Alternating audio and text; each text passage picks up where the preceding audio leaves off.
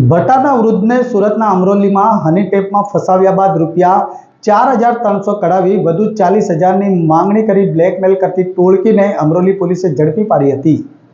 સુરતમાં સુશીલ કન્યા અને મીઠી મીઠી વાતોમાં આવી જઈ હરખગીલા બની ગયેલા લોકો માટે ચેતવણી સમાન કિસ્સો સામે આવ્યો છે, જ્યાં એક વૃદ્ધને મોબાઈલ પર મેસેજ મોકલી મીઠી મીઠી વાતો કર્યા બાદ વિશ્વાસ અને ભરોસામાં લઈ ફ્લેટમાં બોલાવી હની ટ્રેપમાં ફસાવ્યો હતો।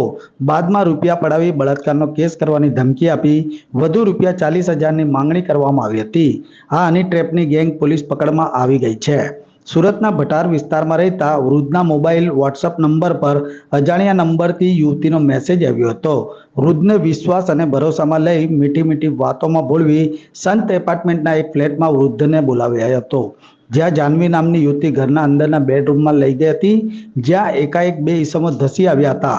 બંને ઈસમોએ ક્રાઇમ બ્રાન્ચના સ્ટાફ તરીકેની ઓળખ આપી વૃદ્ધના હાથમાં હાથકડી પહેરાવી દીધી હતી અને ખોટા ધંધા કરો છો કહી બળાત્કારના કેસ કરી મીડિયા પ્રેસ આઉટ કરવાની ધમકી આપી વૃદ્ધના ખિસ્સામાં રહેલા ₹4,300ની રોકડ રકમ પડાવી લીધી હતી। વધુમાં ₹40,000ની માંગણી કરવામાં આવી હતી।